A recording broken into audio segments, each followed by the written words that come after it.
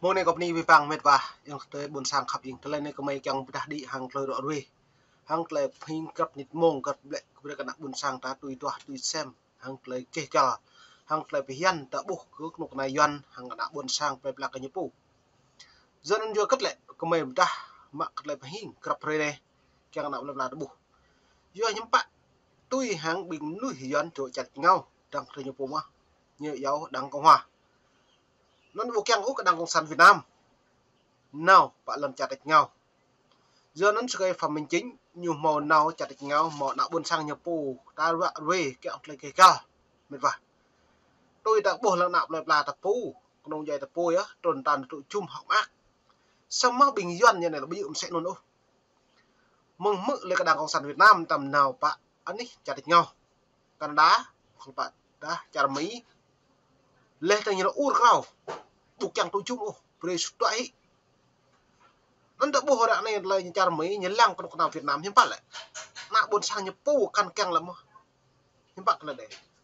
nó nơi rim như nào nó chả mấy đối tụ chung tôi nhiều nạ buồn sang nhập pu buộc keng tụ chung úc cần là tôi phẩm chính hàng tôi lấy tuần mạ pro keng nếu trong sai pro gộp thế nhiều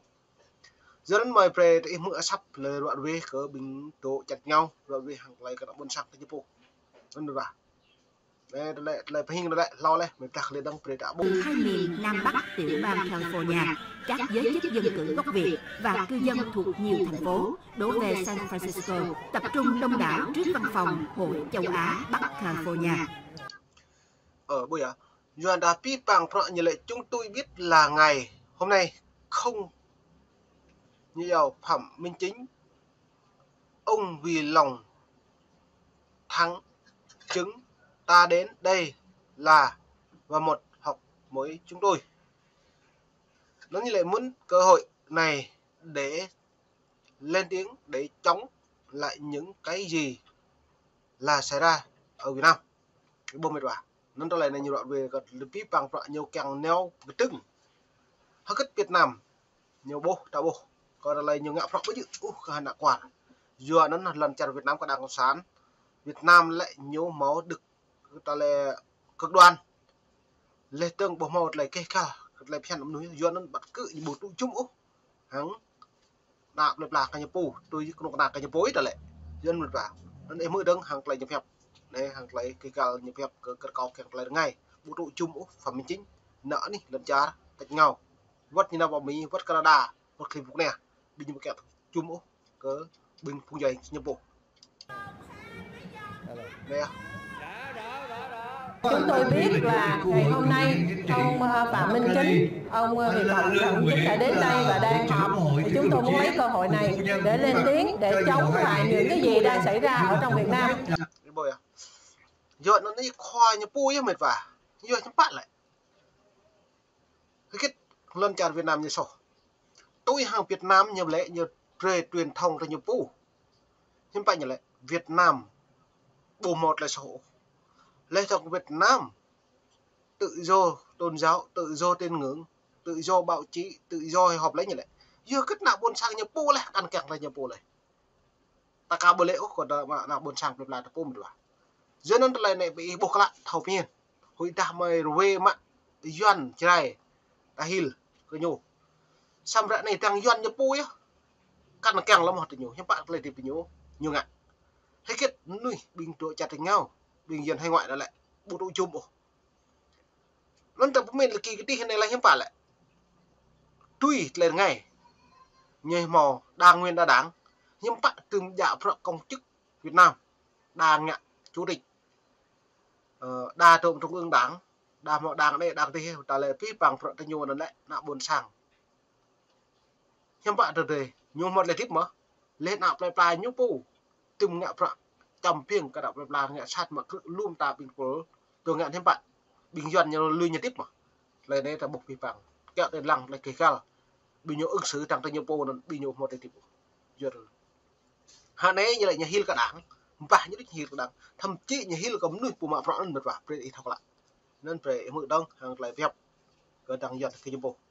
Thì trong ngày vừa qua, ông Thủ tướng này đã đi tuyên bố ở khắp nơi trên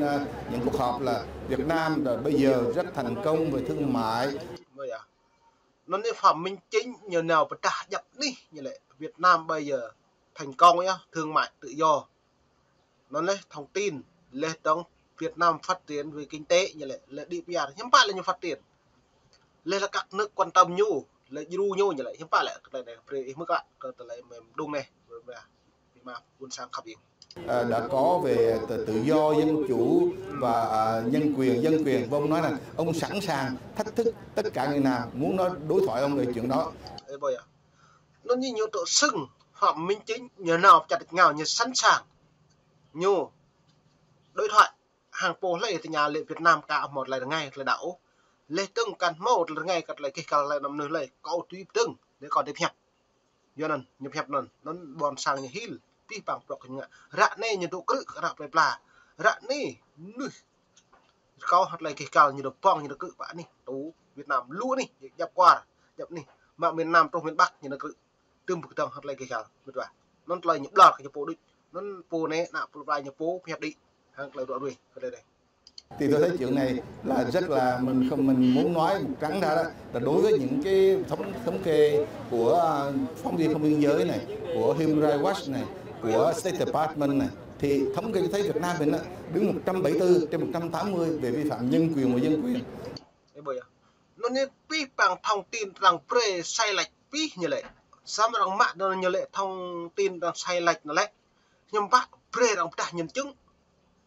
punya neo Việt Nam rằng là nục đơm đi Sydney lên này ra bắt thấu này à xăm thay buổi này lẽ thay buổi là 4.0 này rằng là nói có sách mấy của chứng nhiều mạng cự nhiều trong tiếng tập năng nuôi thêm một lại xấu lê trong nhiều mạng cướp ban ngày lận là cái nào buồn sảng lê thằng mạng nuôi nó cự như sĩ nuôi như vậy cái bộ giờ là nhô tiếp tay với bình Trung Quốc nó sĩ lần ta bạn này tôi lên càng nào sĩ nộp lời mạng lần nào buồn sang bữa nào buồn sang là po hồn một lần nhô mong Hà Nội như sĩ lớn cái nào buồn là buồn sang đấy những bạn đã buộc lời này giờ nó ra sự pi bằng đã buồn sang như thâu cắt đá cái lời này để ít lắm là mình ta được thì như vậy đâu có thể nói là Việt Nam có tự do tôn giáo và nhân quyền được. Chúng tôi hoàn toàn phản đối lời xuyên tạc láo phét của Phạm Minh Chính.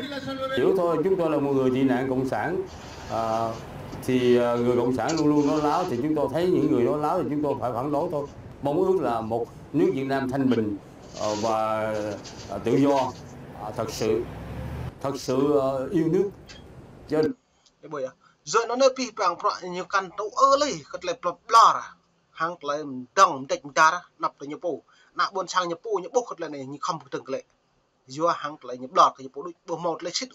đối với Đảng Cộng sản Việt Nam do nên đã bộ cái này hiếm bại lại mong niệm nạp như đi piar mà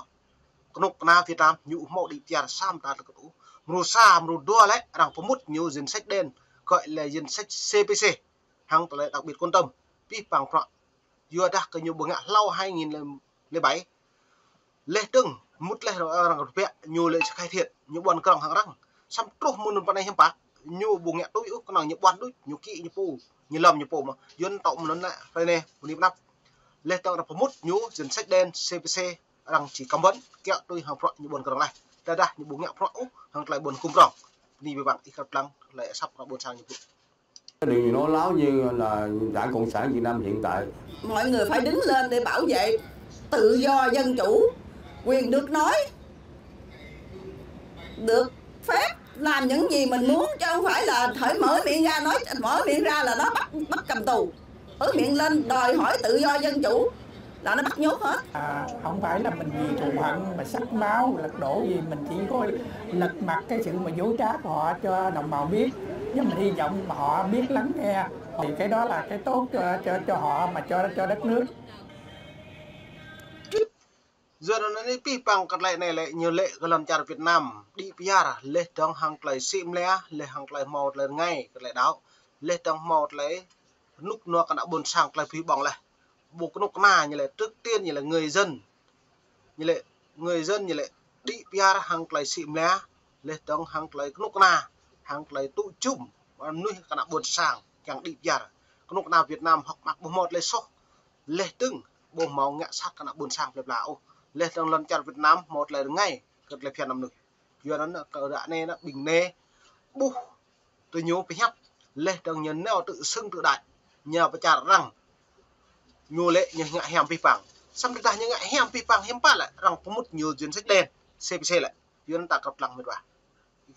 Trước cuộc biểu tình này, cộng đồng người Việt đã tổ chức ít nhất 3 cuộc biểu tình khác khi phái đoàn của Thủ tướng Phạm Minh Chính dự thượng đỉnh Mỹ ASEAN trong hai. Bây giờ, do nó nên pi bằng phọ rằng từng một lọt pul đã đi urao bù keng tụ chung keng bất lực kẹo loại hị Đảng Cộng sản Việt Nam Phạm Minh Chính hòa một na Việt Nam tuần lần anh chặt nhau. Do nó mình vả này lao pi mong là có bập nhẹ có pi mấy có mong nít mong mềm đông đi vì tí buộc lại các bạn buồn sang nhũ buộc keng úc của Đảng Cộng sản Việt Nam. Do kết lại nhũ pui đặc nhũ pu nó doanh nhũ pu hiếm bạn là nhũ buộc keng. Do nên ta là ta cần đặt câu hỏi mua xa mua tua lại nhiều lệ nhưng hèm pi bằng lại do nhóm bảy nhu ở lệ rằng tập một chính sách đen CPC vừa tập pro hằng rằng bộ tụ chung mạng mà rằng tụ chung đấy mạng mừng tạo một này rằng tập một nhu lệ trong là công vấn nâng bằng ngoại nhu lệ trong lệ prakchặt nhau lệ tương vật nuôi từ nhu loại chặt này từ một thẻ Đảng Cộng sản Việt Nam rằng tụ chung do nên mùa này có ni từ vàng mẹ mai bốn sang khắp yên khắp lăng sắp mày bùng rụng đi cả níu thư tạ bạn đi là bột này như vậy.